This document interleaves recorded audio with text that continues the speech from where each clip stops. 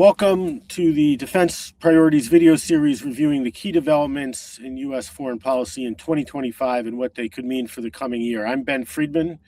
I'm the Policy Director at Defense Priorities, and today Jennifer Kavanaugh and she's our Director of Military Analysis, will be looking at what happened in Europe last year and what we at Defense Priorities would like to see to advance restraint in Europe in 2026.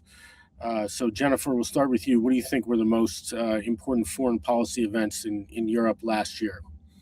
Well, I don't think you can talk about foreign policy in Europe over the past year without talking about Ukraine. So I'll focus on the Ukraine war, and then I'll let you, Ben, cover the broader trends in Europe. President Trump came in promising that he would end the war in Ukraine quickly. He said 24 hours, maybe even before he took office. And that's not what we've seen. We are now into 2026, and we're basically at the same place we were a year ago, maybe slightly worse because Ukraine has lost additional territory. There have been multiple rounds of talks. There was a flurry of diplomatic activity that looked promising right when President Trump came into office, but that kind of petered out. And then we saw another flurry towards the end of the year. We had the Alaska summit where President Putin and President Trump met in Alaska. That seemed to herald some significant advances, but they didn't end up turning out into anything. And then we had the leak of the 28-point plan, which led to additional diplomacy between the U.S., the Europeans, and the Ukrainian side. But where we stand right now is on the battlefield. Ukraine is in an increasingly difficult position. It has manpower shortages. Shortages of materiel, and Russia really has a significant advantage just in terms of its mass and its ability to continue this war. That said, Ukraine's position is not in crisis. And so we're in this position of stalemate or attrition. And the battlefield position isn't really bad enough on either side to force either Ukraine or Russia to make the types of concessions that are required to get to a peace deal. So despite the fact that we've had these multiple rounds of talks, especially between the U.S., Europeans, and Ukrainians, all that's really been achieved is some kind of convergence among those three parties. And they're converging to a place where the set of terms that's on the table is simply not appealing to the Russian side. And so I think it's been a disappointing year for those of us who hoped that the war would be coming to an end. I think there's plenty of blame to go around on all sides in terms of why we're at this place, both lack of consistent attention and follow through on the U.S. part, unwillingness to compromise on the Russian side, and a little bit of magical thinking on the Ukrainian and European side. And that sets us up for a kind of difficult year coming up. But before we turn to that, Ben, how do you see sort of the broader trends within Europe apart from Ukraine? Yeah, I think the big thing that happened in Europe in 2025 in Trump administration policy and U.S. policy is in large parts something that didn't happen, something that didn't occur, which is the United States didn't really pull back in a meaningful sense its military presence from Europe. There was a reduction in some rotational troops who were primarily in Romania, but that's a relatively minor thing in the grand scheme of the 80 to 100,000 troops we have in Europe, closer to 100,000. And I think what happened really was the Trump administration has leaned on the Europeans to spend more and to spend more of of the increase on buying American defense goods, and having gotten their way on that with the Europeans agreeing at the Hague summit in June to spend, they say, 5% of their GDPs. NATO Europe said they'll spend 5% of GDP on defense and related infrastructure. The Trump administration has sort of declared victory and perhaps agreed, or at least for now, gone along with just leaving U.S. force structure alone in Europe. And I think we're actually doing things almost backwards, in that the thing the United States should be doing, as you wrote about with Dan Caldwell in your report on force posture, is to pull back U.S. forces from Europe and let the Europeans adjust. I don't think it matters a great deal to U.S. security how much the Europeans spend on defense, because the threat from Russia beyond Ukraine is pretty limited. And so what we should be doing is sort of looking to our own interests first, and that means reducing our own costs and risks in Europe. So I think that's really the big development there. Do you have input on that? Well, I guess I agree with your general assessment. I do think it's notable that at least in the national security strategy, there seems to be at least a rhetorical retrenchment from Europe in the sense that the United States, under the Trump administration, has indicated that it doesn't want to be the underwriter of Europe's security, but we haven't seen any follow through again on withdrawing troops. And as you suggested, I don't really see how you get there if you don't start withdrawing the troops first.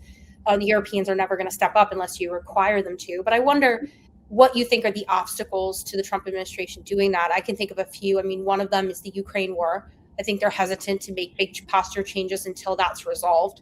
And so that's the way with the two issues that we discussed intersected. I think another is they're just like that Trump seems to love the ability to coerce the Europeans. Once you pull troops out, you kind of lose that ability a little bit. The Europeans are no longer so dependent. But I wonder if you see other obstacles to the type of retrenchment that you and I would like to see.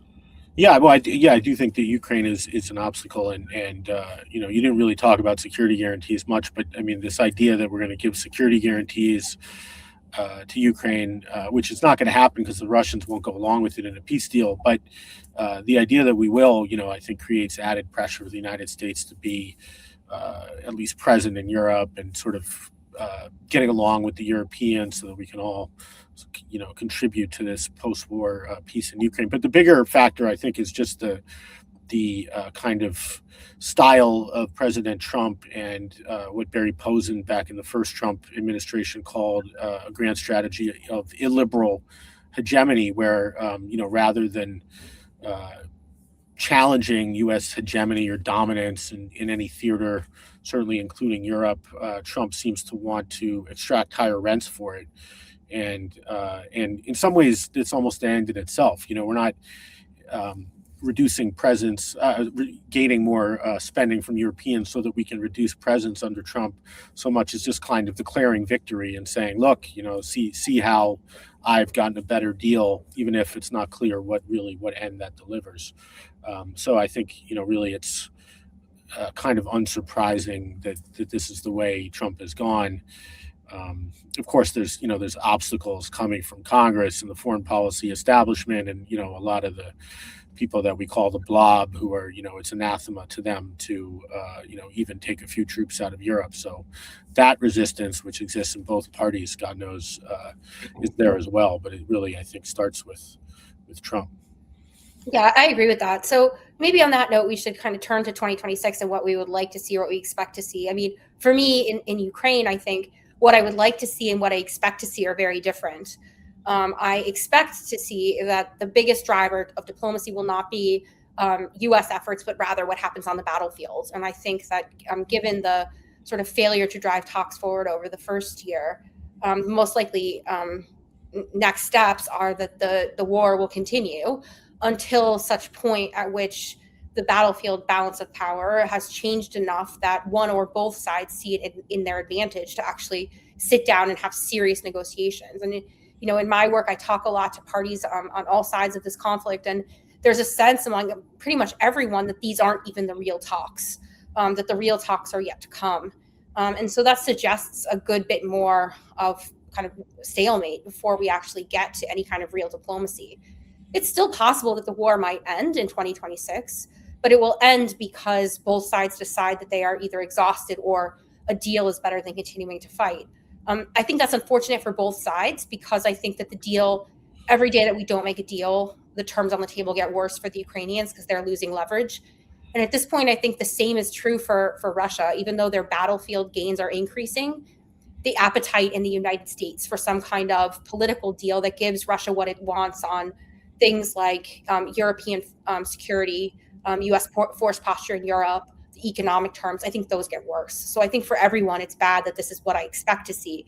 But what I like to see is some kind of real process to work towards peace. And that would require setting up working groups that are at the technical expert level, not at the level of Steve Witkoff and Jared Kushner and Pete Hegseth, but at a lower level where you can have consistent engagement between experts on all sides and have the Russians, the Ukrainians, and the Americans sitting down together, or at least doing sort of simultaneously real shuttle diplomacy to work out the really hard issues on security guarantees, on territorial concessions, on what Ukraine's military capabilities will be. These are things that require both of the combatants at the table to talk about. You can't negotiate them with Russia out. You can't negotiate them with Ukraine out. So that's the kind of process that I'd like to see. And I think it will take a significant amount of time and a lot of effort.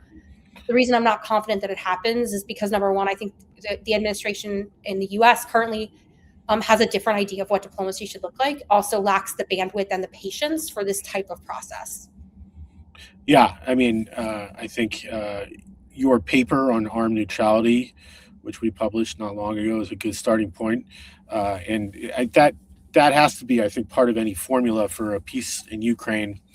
And I think what I'd like to see in 2026 is the same as you, but just to add to that is, this is probably not going to happen, but on both sides of the Atlantic, for leaders to kind of walk away from this idea that we're going to give real Article 5 like credible security guarantees to Ukraine, which I think is just a distraction from a real peace process, because as you've written, as others have written, those guarantees cannot be made credible, even if we sign a piece of paper that says we're doing it, given our lack of willingness to fight and die for Ukraine as the war has been going on, and given that the Russians fought this war, and so it's not going to be credible. And in addition, it's not going to happen as part of a peace deal, because the Russians have fought a war largely to prevent Ukraine from becoming part of a Western military alliance. They want Ukraine to be neutral. So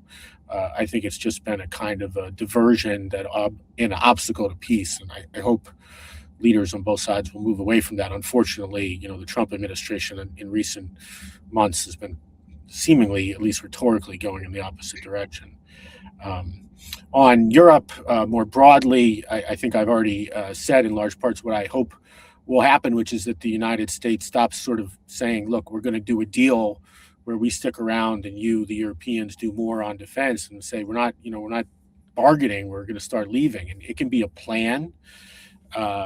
It doesn't have to be instant. It doesn't have to be abrupt and violent. But I think, as much as possible, if we tell the Europeans, this is the plan. We're moving away from having, as many ground forces in particular in Europe. And here are the sort of gaps you should fill if you're going to be defending the eastern flank of Europe. That would be sort of the most fair thing we could do for them. And, whether they want to jump in and spend a lot more, I think will be up to them. We don't have to insist on it, because it's ultimately their security, not ours, that's at least principally at stake in European defense.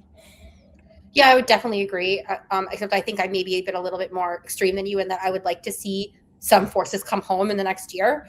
I think you actually have to carry through on the commitment to pull out.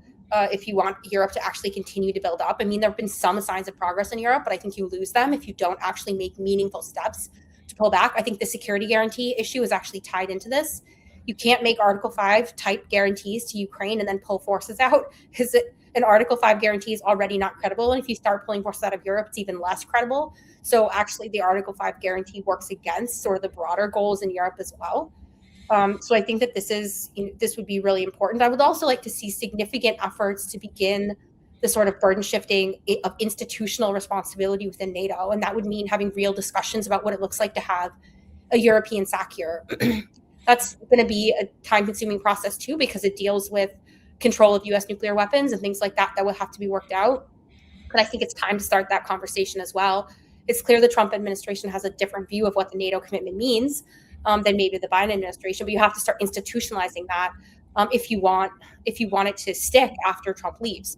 That's the other reason why I think next year is a key one for actually withdrawing troops. We know that Congress is against it. They're trying to stop it with language in legislation. That language right now is really weak, but after the midterms, it's possible that Congress gains more institutional power to constrain what the administration does without congressional approval and oversight. So I think moving forward now is really, really important. I guess, again, I'm pessimistic that my expectations and hopes are going to be met. But I guess I'm a little bit more optimistic that we might see changes in Europe force posture than I am peace in Ukraine.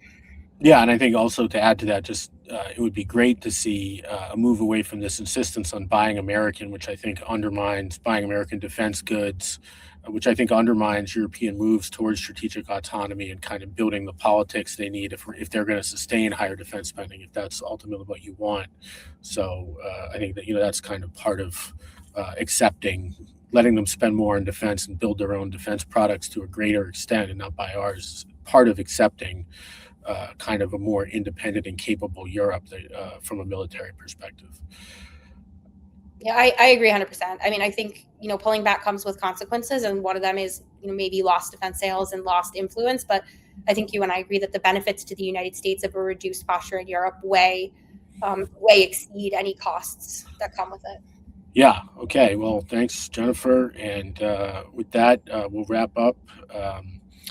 Thanks for watching, and be sure to watch the other videos in this series covering Asia, the Western Hemisphere, and the Middle East. And stay tuned to our website, dfp.org, for more analysis from our other experts.